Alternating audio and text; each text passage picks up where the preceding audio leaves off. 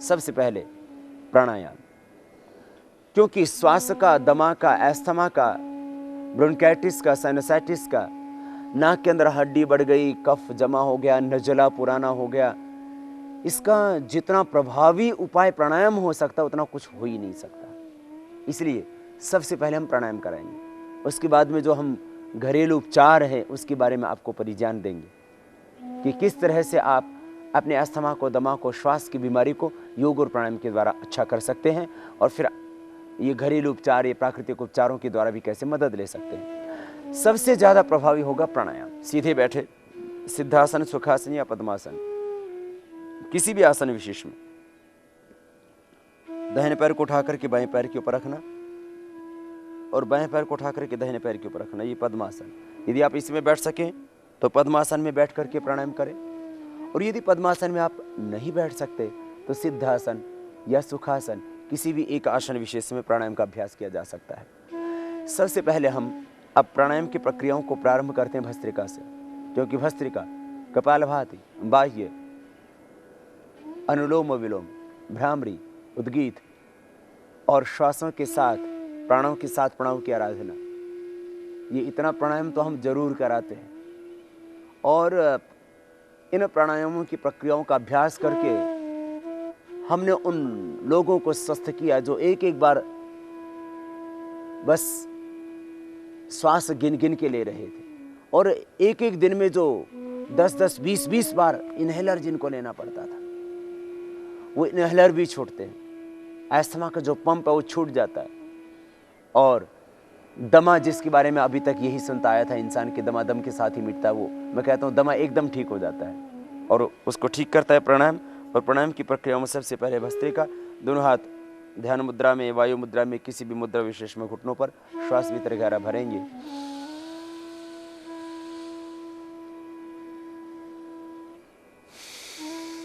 बाहर छोड़ेंगे। दमा के रोगियों के लिए खास, वो बहुत जोर से नहीं करें। यदि दमा का रोगी प्राणायाम को जोर से करेगा यूं,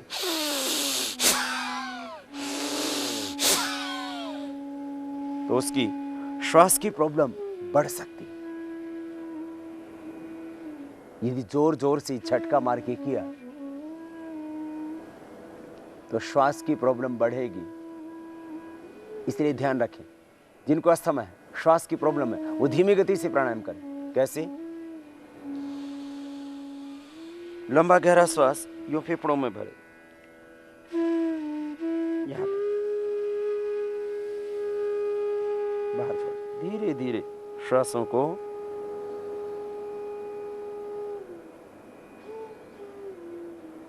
यूं भरना, छोड़ देना।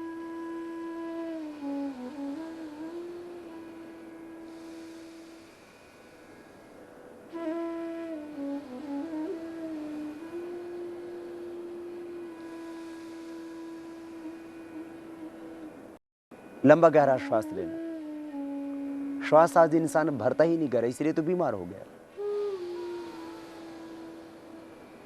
यूं भरना और यूं छोड़ देना।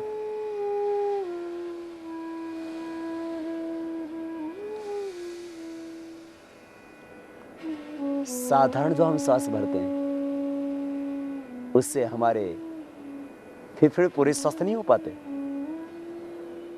हमारे लंग में पूरा श्वास जा ही नहीं पाता साधारण ब्रीदिंग से, नॉर्मल ब्रीदिंग से। इसलिए श्वास भीतर गहरा भरना, यूं भरना और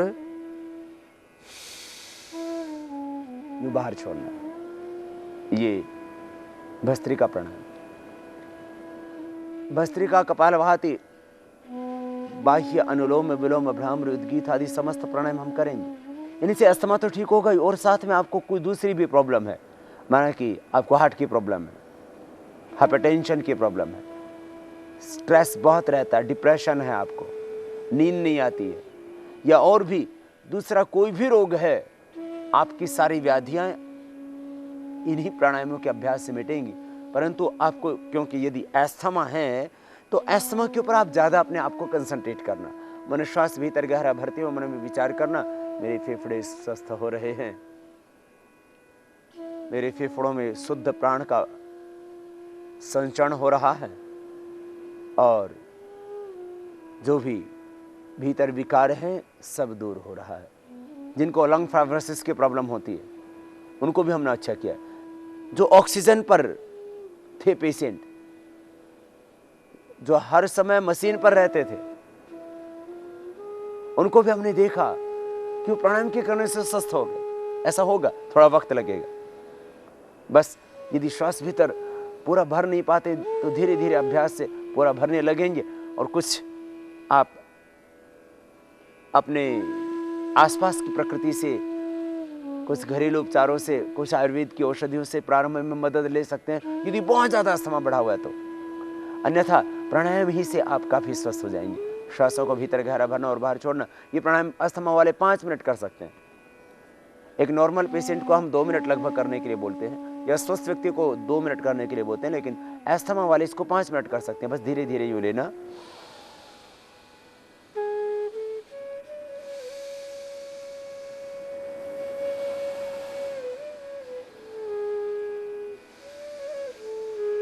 अस्थमा वाले पेशेंटों के लिए खास बात, वो बहुत तेजी से नहीं करें, और जब दम फूलने लगे, श्वास बहुत तेज चलने लगे तो धीरे कर देना।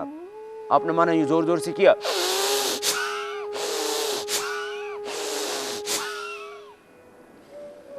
और दम और फूल गए, श्वास और ज्यादा फूल गए, तो फिर क्या करें? तो इसीलिए ध्यान देना, धीरे धीरे करना, जब थक जाए तब रुक जाना। अस्थमा के रोगियों के लिए खास, नहीं तो फिर आपको सीधा ही फिर आईसीयू में भर्ती करना पड़ेगा। यदि बहुत जोर जोर से आपने करना शुरू कर दिया तो फिर सीधा ऑक्सीजन पर ले जाना पड़ेगा आपको। ऑक्सीजन तो अभी भी मिलेगा, लेकिन भाई अभी ऑक्सीजन मिलेगा आपको सहज, वहां मिलेगा फोर्स से। इसलिए आप सहज करो, धीरे धीरे करो।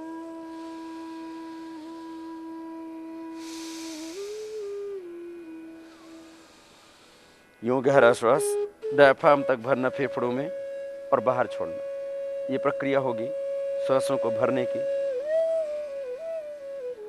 विशेष। जब भी आप श्वास भरेंगे तब गहरा श्वास भरेंगे, इतना आप ध्यान दें, और बाहर छोड़ेंगे। यूं भरना और यूं छोड़ना। यह भस्त्रिका प्राणायाम। फेफड़ों में श्वास भरना, पेट में नहीं भरना, बस इतना ध्यान देना। लोग बोलते हैं एब्डोमेन ब्रीदिंग करो। एब्डोमेन ब्रीदिंग पूरी तरह से नॉन साइंटिफिक है। ये भस्त्रिका प्राणायाम आप 1 से 2 मिनट, फिर धीरे धीरे 5 मिनट तक आप इसको करेंगे। और अब करते हैं हम कपालभाति प्राणायाम। अस्थमा के लिए विशेष, लंग को स्वस्थ बनाने के लिए, और कफ आदि जो संचित है दोष भीतर, उनको मिटाने के लिए। कपालभाति प्राणायाम, श्वासों को बाहर छोड़ना।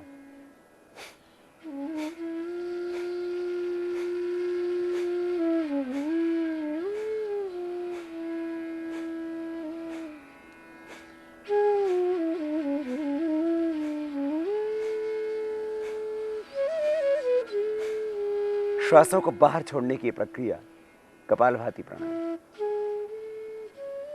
इसको पहले दिन आप करते हैं तो 30 ही बार कर पाते हैं। एक बार में 30 बार, माने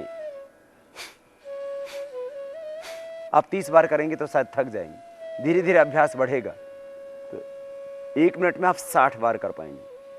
और आप फिर 1 मिनट लगातार करके रुक जाएं। जैसे जैसे अभ्यास बढ़ता जाए फिर वैसे वैसे इसका टाइमिंग आप बढ़ाते जाएं। ये कपालभाति प्राणायाम अस्थमा के रोगियों को 5 मिनट से प्रारंभ करके 15 मिनट तक करना है। अस्थमा मिटेगा, श्वास का रोग मिटेगा, ये दमा, अस्थमा पूरी तरह से 100% क्योर होगा। लेकिन जितनी देर हम जिस प्राणायाम को करने के लिए बोल रहे हैं उतनी ही देर उस प्राणायाम को करना है।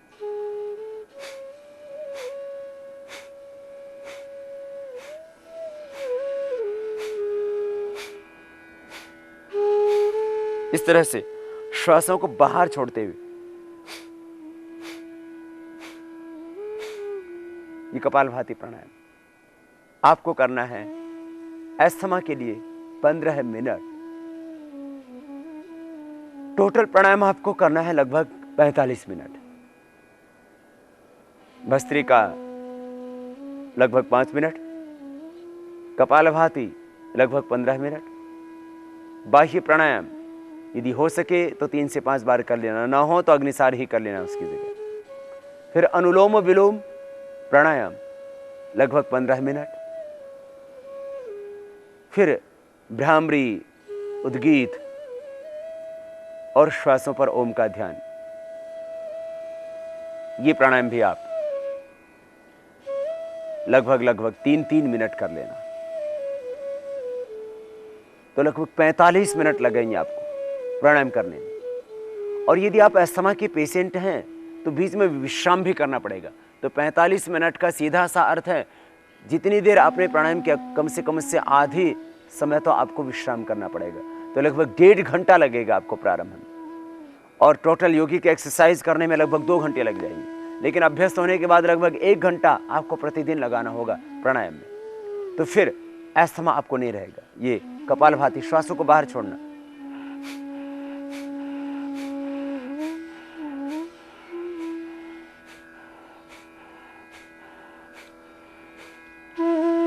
श्वासों को बाहर छोड़ें, और श्वासों को बाहर छोड़ने से फेफड़ों की अपने आप एक एक्सरसाइज होती है, और जो संचित कफ आदि दोष होते हैं वो अपने आप बाहर निकल जाते हैं। नाक की हड्डी बढ़ी हुई अपने आप ठीक हो जाएगी, ऑपरेशन नहीं कराना पड़ेगा आपको।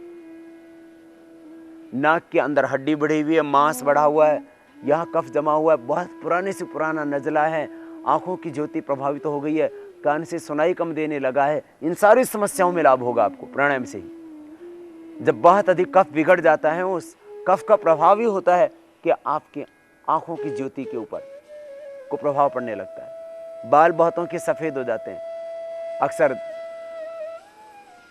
गांव का आदमी भी, जो एक अनपढ़ आदमी भी इस बात को जानता था कि कफ जब ज्यादा बढ़ जाता है तो बोला नजला इसके बालों में उतर आता है, बाल सफेद हो जाते हैं। आंखों में नजला उतर आए तो आंखों की ज्योति खराब हो जाती है, और कान में नजला उतर आए तो कहते थे कि बोले इसके सुनाई नहीं देता इसको। बोले क्यों? बोले इसका नजला जो है कानों में उतर आए। अर्थात ये जब कफ दोष बढ़ता है तो इसका प्रभाव हमारी आंखों पर होता है, हमारे बालों पर होता है, हमारे कानों पर होता है, हमारी नासिका पर होता है, फिर फेफड़ों पर। ये कफ के स्थान है।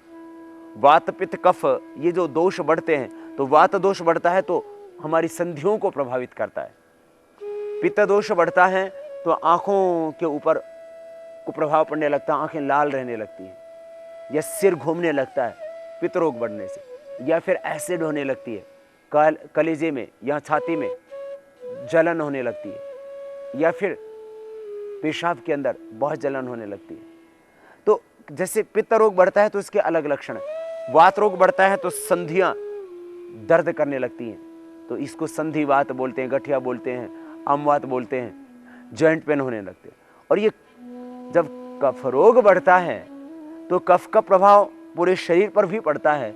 शरीर भी बहुत से लोगों का या तो बहुत स्थूल होने लगता है या बहुत कृशकाय हो जाते हैं। और इसका जो प्रभाव है कफ का, वो हमारे मुख्य रूप से फेफड़ों पर पड़ता है, गले पर पड़ता है, यहाँ माथे पर पड़ता है, फिर कानों पर भी पड़ने लगता है। तो प्राणायाम के करने से ये इस कफ के कारण से होने वाले जो प्रभाव हैं शरीर पर, इनसे भी आपको छुटकारा मिल जाएगा।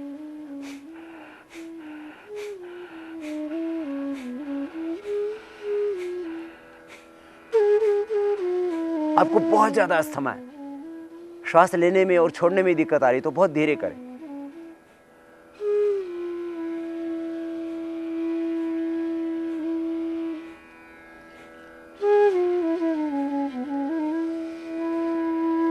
इस तरह से यूं नहीं करना,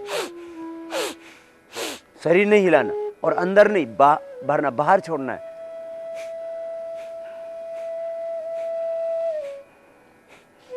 बहुत तेजी से यूं नहीं करना।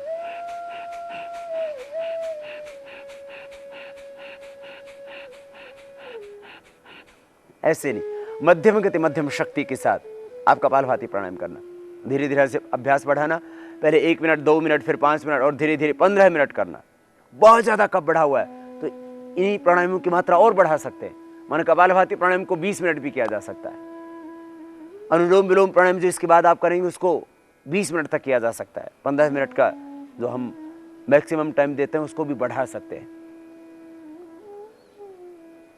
ये प्राणायाम अस्थमा को परमानेंट क्योर कर देते हैं। लेकिन साथ में थोड़ा खान पान कर भी ध्यान रखना, ठंडी चीज़ों से परहेज करना, पानी भी गर्म पीना। बहुत ज़्यादा अस्थमा है तो पानी भी गर्म पीना चाहिए, और यदि सौंठ वाला पानी पिए तो और ज़्यादा अच्छा है, सौंठ और तुलसी का पानी पीना। दही बंद कर देना, रात को तो दही खाना नहीं, दिन में भी नहीं खाना। दूध पीना, और दूध में भी हल्दी और सौंठ डाल करके पीना। अकेला दूध भी कफ करता है, थोड़ा दूध में हल्दी सौंठ और तुलसा डाल करके लें तो वो दवाई हो जाएगी आपकी। अन्यथा दूध भी नुकसान करता है अस्थमा में। बहुत से लोग अस्थमा की प्रॉब्लम होती है और च्यवनप्राश के साथ दूध पीते रहते हैं। देखो च्यवनप्राश लाभ करता है ठीक से बना हुआ हो तो, लेकिन आजकल जिस तरह से च्यवनप्राश को एक बाजारों आइटम बना करके और उसका जो एक च्यवनप्राश का मजाक सा बना दिया है, उसकी बात मैं नहीं कर रहा हूँ। एक्चुअल अर्थ में जो च्यवनप्राश होता है, अब उसमें अष्टवर्ग पड़ता था, अष्टवर्ग तो अभी लोग भूल ही गए, उसकी पहचान ही खत्म हो गई थी। वर्षों के बाद अष्टवर्ग की दोबारा से पहचान दिव्योग मंदिर ट्रस्ट के जो महामंत्री हैं और आयुर्वेद को एक नई दिशा और आयुर्वेद के क्षेत्र में कुछ नए अनुसंधान और शोधों का जिन्होंने प्रारंभ किया, आचार्य श्री बालकृष्ण जी, और उनके साथ में डॉक्टर बी डी शर्मा और श्रद्धेय आचार्य मुक्तानंद जी, इन्होंने मिलकर के अष्टवर्ग को वर्षों के प्रयत्न के बाद दोबारा से खोजा, माने पहचान की उनकी। थे तो वो, लेकिन लोग पहचान ही भूल गए थे। रिद्धि, वृद्धि, जीवक, ऋषभक, काकोली, क्षीर काकोली, मेदा, महामेदा, ये 8 चीजें हुआ करती थी। अब उनको लोग भूल ही गए, विस्मृत सी हो गई थी वो। कुछ चीजें अष्टवर्ग के नाम पर 4 ही चीजें उपलब्ध होती थी, और उन 4 की भी जो पहचान थी वो संदिग्ध हो गई थी। मैंने च्यवनप्राश की मैं बात कर रहा था। च्यवनप्राश, पहली बात तो यह है कि जो बाजारू च्यवनप्राश है, जिसमें वास्तव में उद्देश्य ये नहीं होता कि उससे पेशेंट ठीक होगा, अपितु उद्देश्य ये होता है कि उनका च्यवनप्राश बिक जाए, उसकी बात मैं नहीं कर रहा। एक्चुअल अर्थ में जिस च्यवनप्राश को च्यवन ऋषि ने खाया था और वो युवा हो गए थे, वो च्यवनप्राश शायद बहुत कम लोग बनाते हैं, ऐसा नहीं कि नहीं बनाते। और अष्टवर्ग की पहचान ही में कह रहा था संदिग्ध हो गई थी, इसलिए उसका उपयोग तो बहुत आगे की बात थी। च्यवनप्राश के साथ बस इतना जरूर करना, दूध नहीं पीना। च्यवनप्राश के आधा घंटा 15-20 मिनट बाद दूध पीना, और दूध में हल्दी और सौंठ डाल करके पीना, खास बात। फिर ठंडी चीज़ों से बचना, कोल्ड ड्रिंक से बचना, आइसक्रीम से बचना, क्योंकि यह अस्थमा के लिए बहुत ही खतरनाक हो सकते हैं। इसलिए आप गर्म पानी का प्रयोग करें, खाने के बाद भी 1 घंटे बाद पानी पिए, वो भी गर्म पिए तो अच्छा है। सुबह उठ करके भी जो ब्रह्म मुहूर्त में वो शपान करते हैं वो भी गर्म ही पिए, इस तरह ध्यान रखें। फिर प्राणायाम करें, नहीं तो ये अस्थमा से आप बच नहीं पाएंगे। अस्थमा, और इसमें भी ब्रोंकियल अस्थमा तो बहुत तीव्रता से बढ़ रहा है। पूरे विश्व के अंदर लगभग 5% आबादी, और कहीं कहीं तो ये ज्यादा भी है, पूरे विश्व में 5% लोग ब्रोंकियल अस्थमा, ब्रोंकाइटिस, दमा, इससे पीड़ित है। यदि एलर्जिक प्रॉब्लम को जोड़ दिया जाए तो संख्या और ज्यादा बढ़ जाती है। भारत में भी 5 से 17% तक लोगों को ब्रोंकियल अस्थमा, ये दमा, और फिर दूसरे ये श्वास रोग, ये कफ रोग है। तो यदि पूरे विश्व को देखा जाए तो करीब ये श्वास रोग और ये दमे की बीमारियां, ये कफ के रोग करीब 30 से 50 करोड़ लोगों को है, और उन सब का एकमात्र समाधान है प्राणायाम। इसके सिवा इससे मुक्ति हो ही नहीं सकती। जिस तरह से प्रदूषण बढ़ रहा है, गाड़ियों का धुआं, फैक्ट्रियों का धुआं, वायु दूषित हो गया है, जल भी दूषित हो गया है, स्वच्छ हवा में सांस लेना मुश्किल हो गया है। कहां मिलती है स्वच्छ हवा? आदमी ने प्रकृति का दोहन किया, और इतना दोहन किया कि 1,96,08,53,105 वर्षों से जितना दोहन हुआ प्रकृति, माने लगभग इस सृष्टि को बने 200 करोड़ वर्ष हुए। वर्ल्ड वॉच एक संस्था है, पूरे विश्व के अंदर उपभोक्तावादी संस्कृति के जो कुप्रभाव हैं उसके ऊपर भी वो अध्ययन करती है। उसका सर्वे इस बात को बताता है कि जब से दुनिया बनी तब से लेकर के और 1950 तक जितना संसाधनों का प्रयोग हुआ, उतने संसाधनों का प्रयोग 1950 से लेकर के और अगले 39 वर्षों में हो गया।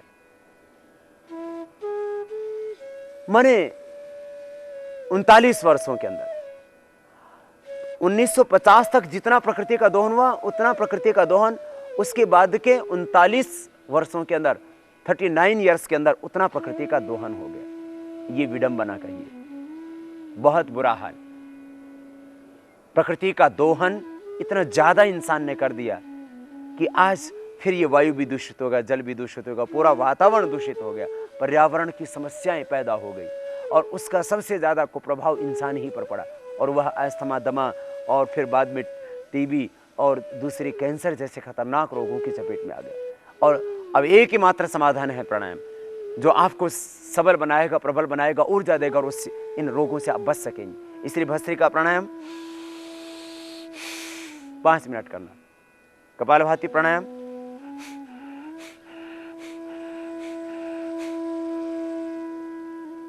15 मिनट कर लेना, और भी बढ़ा सकते हैं इसका समय, 20 मिनट कर सकते हैं यदि बहुत ज्यादा आपका समय है तो। फिर आप बाह्य प्राणायाम करना कपालभाति के बाद में, श्वास को अंदर भरना, बाहर छोड़ देना, बाहर छोड़ करके 3 बंद लगाना, ठोड़ी को कंठकूप में, पीठ को सिकोड़ के पीठ से लगा देना उड्डयन बंद, और नाभि से नीचे वाले भाग को ऊपर खींच के रखना मूल बंद। त्रिबंध के साथ बाह्य प्राणायाम ऐसे होगा।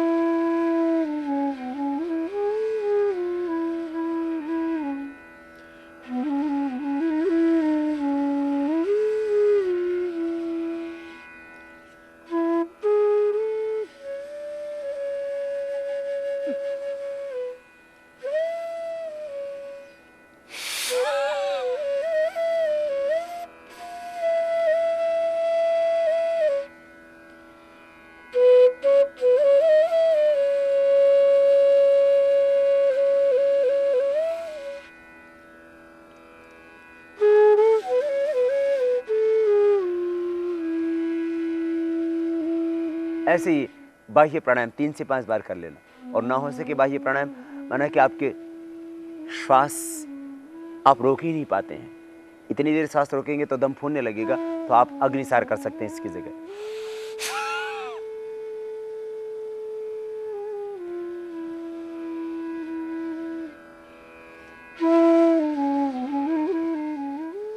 फिर आप अनुलोम विलोम प्राणायाम करना, राइट नोस्ट्रल को अंगूठे से, लेफ्ट को बीच की 2 उंगलियों से बंद करना, बाएं से पूरा भीतर भरना, फिर दाएं से बाहर छोड़ना, और दाएं से भर करके बाएं से बाहर छोड़ना। इस तरह से अनुलोम विलोम प्राणायाम के करने से नाक के अंदर बढ़ा हुआ मांस और ये यहाँ जमा हुआ कफ, माथे में, फेफड़ों में जमा हुआ कफ, ये सब अपने आप दूर हो जाएगा। धीरे धीरे पूरे शरीर का शोधन हो जाएगा अनुलोम विलोम प्राणायाम से।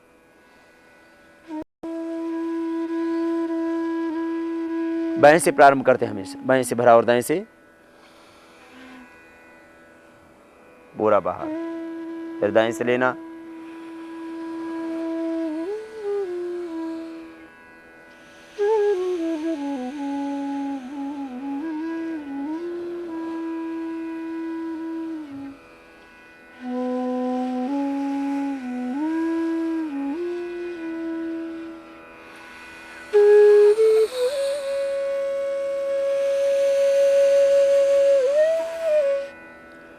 ये अनुलोम विलोम।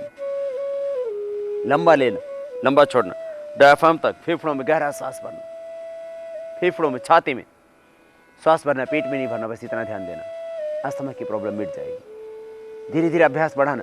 आप 1 मिनट ही करेंगे अनुलोम विलोम तो थक जाएंगे, फिर रुक जाना, फिर करना, फिर रुक जाना, इस तरह से रुक रुक के करना।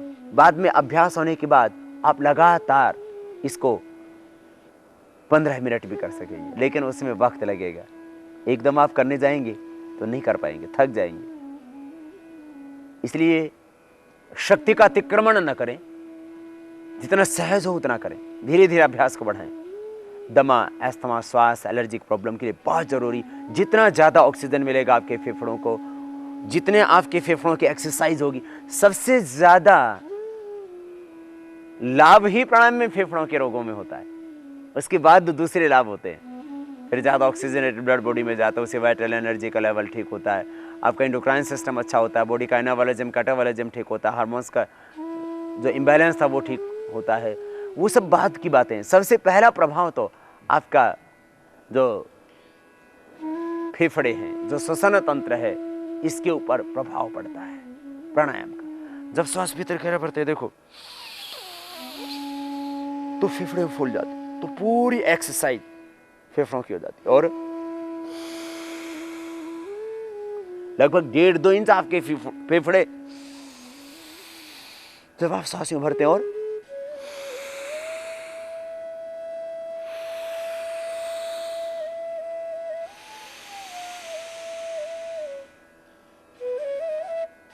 जब सांस भरते हैं तो फेफड़े फूलते हैं, जब श्वास छोड़ते हैं तो फेफड़े सिकुड़ते हैं। तो ये फेफड़ों के अंदर एक आकुंचन प्रसारण की क्रिया होने से फेफड़ों का स्वास्थ्य अच्छा होता है, सीधी सी बात है। भस्त्रिका में भी तो यही होता है, श्वास में भरते हैं तो फेफड़े फूलते हैं, श्वास छोड़ते हैं तो फेफड़े सिकुड़ते हैं। कपालभाति में फिर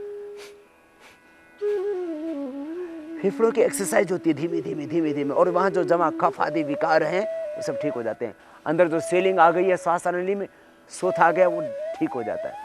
तो ब्रैंकल एस्थमा, और अंदर जो फाइब्रोसिस हो गए, गांठें हो गई फेफड़ों के अंदर, वो भी ठीक हो जाती हैं। बॉडी की कहीं पर कोई भी गांठ है, वो सारी सिस्ट और फाइब्रोसिस अपने आप ही दूर हो जाते हैं प्राणायाम से।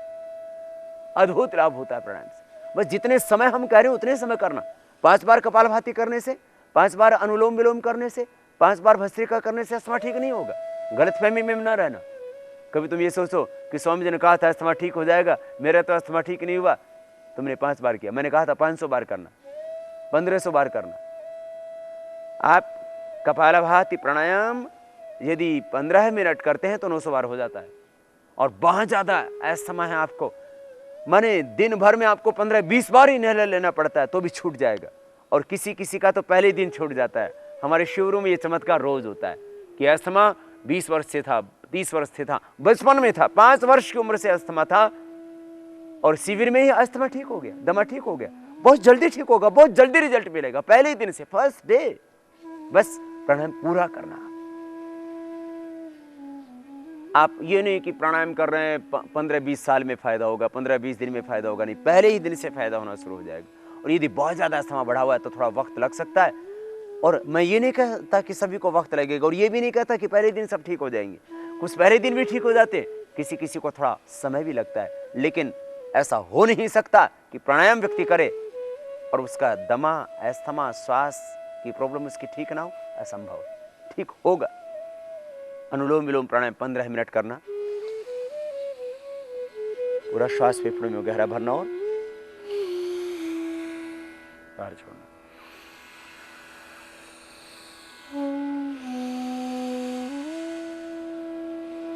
अस्थमा के लिए बहुत जरूरी है, लगातार करना।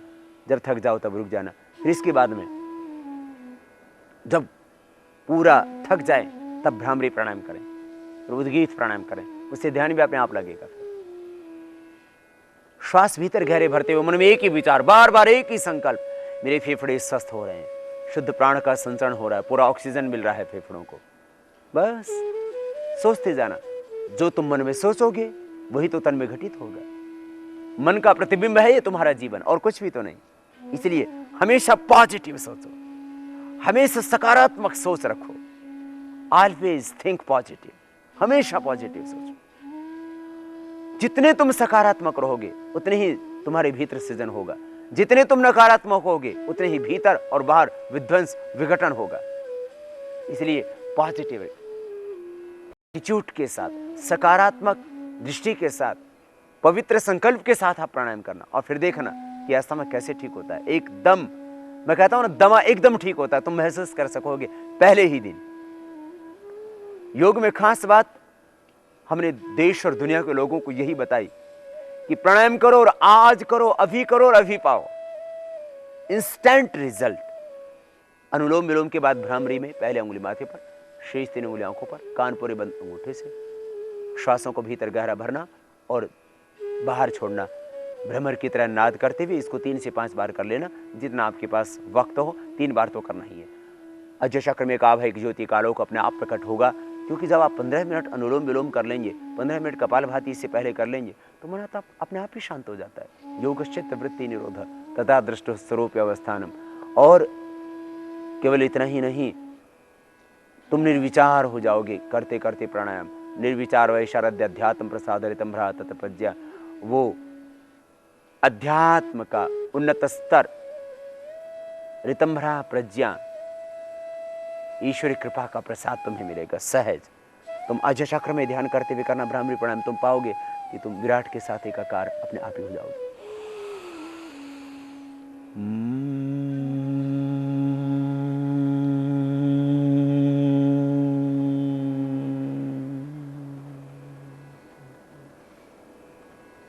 इस तरह से भ्रामरी, फिर उद्गीत।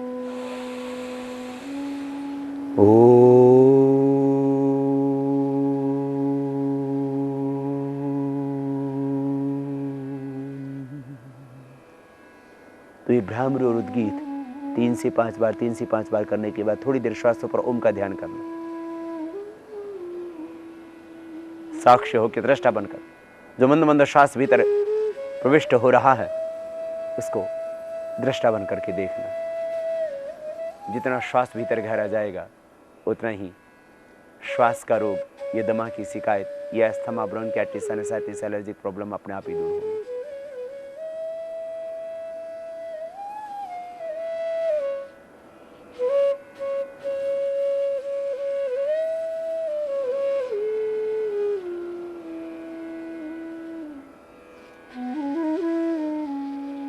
तो ये इतना सा प्राणायाम। इसमें 1-2 प्राणायाम और जोड़ सकते हैं आप आरोग्य की दृष्टि से। उज्जाई प्राणायाम गले के लिए, थायराइड के लिए, कफ बहुत जमा है आपके गले में, उसके लिए श्वासों को भीतर गहरा भरना।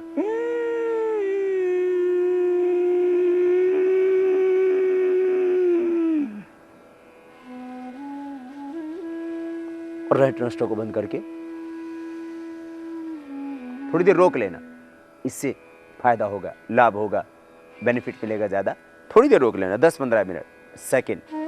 अनुलोम विलोम प्राणायाम में लेना और छोड़ना था, लेकिन आप जो उज्जाई प्राणायाम कर रहे हैं इसमें थोड़ी देर रोक के रख लेना, तो अभ्यंतर कुंभक हो जाएगा। इससे आपके फेफड़े और ज़्यादा सबल होंगे, स्वस्थ होंगे, और उनके अंदर ज़्यादा ऑक्सीजन भरने में आप समर्थ होंगे। छोड़ना राइट को बंद करके लेफ्ट से, लेना दोनों से, उज्जाई में खास।